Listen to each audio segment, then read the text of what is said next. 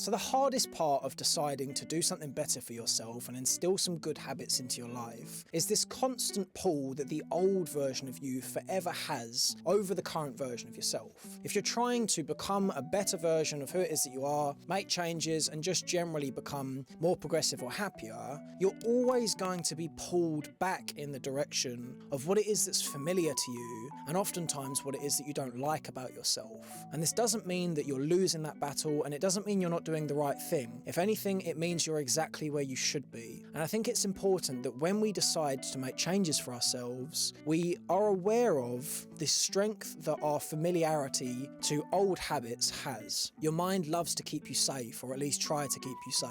And priority is placed on that over actual growth, because familiarity represents safety and change represents uncertainty. And in our heads, that doesn't fly. We don't like uncertainty because we don't know what's on the other side of it. Now, to you and I, we understand on the other side of uncertainty oftentimes is growth, and that you're not going to get killed by an axe murderer, but your head doesn't necessarily know that. When that urge comes, that is telling you that you're doing the things that you should be doing. You're becoming the person you should become. This ties nicely to a point that I have felt very strongly recently along my own challenges with this. Exactly the point where you feel your weakest and you're most susceptible to your urges and your desires and your impulses is the time where you're making the most growth. When you feel that real surge of desire for whatever it is that we do that isn't good for us, that is exactly the point when you can choose between either going back to where it is that you started and trying it all again, or actually making the changes you need to make. And as I'm currently feeling these emotions myself and experiencing this myself, I can say to you,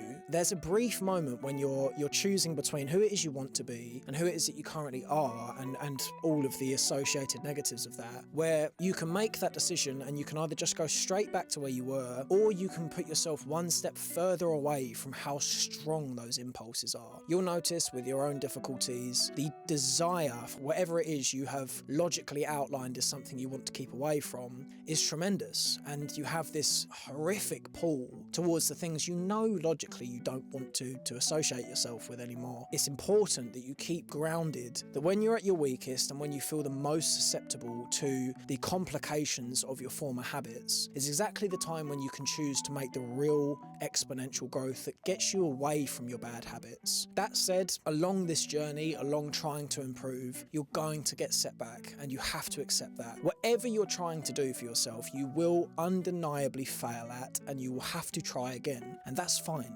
You just go again. It's very liberating when you realise that just because you failed, you can just try again, and that this is a constant whirring motion of effort when it comes to moving away from our weaker sides. You're always going to get drawn back to them, and every time that you make a mistake along that front, you have the opportunity to reset and to try again. So you're at a win-win really when you decide to actually make a good change for yourself, because you either do the thing you wish you didn't do, and it sets you back, and you have the opportunity to try again, and the more that you do that, strangely enough, the more information you garner about yourself. You gather information on where you're most susceptible to doing whatever it is you don't want to do. You gather the content to understand what triggers you to act in certain ways. And with that, you can begin to outline how to actually logically create a plan to move away from the things you don't like about yourself. Conversely, if things go well and you decide to push through those times, those crunch points when you feel this painful urge to go back to who it is you were and the habits that you don't like about yourself, when you make that change and you just do it once, you make such exponential growth there. And I know it's terribly difficult and very frustrating. The tension in your mind is real at those times, but when you push through that and you get to the other side, the sense of competency you have within yourself is real. And of course, the growth that you're after is exactly at that point.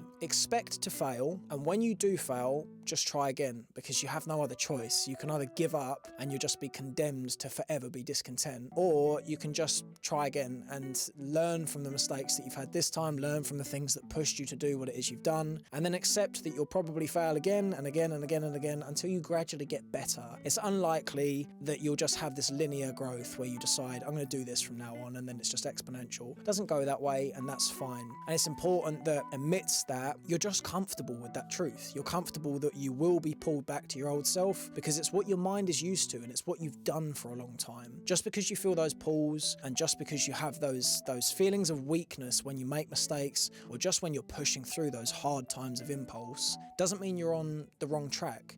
If anything, it actually means you're doing exactly what you should be doing.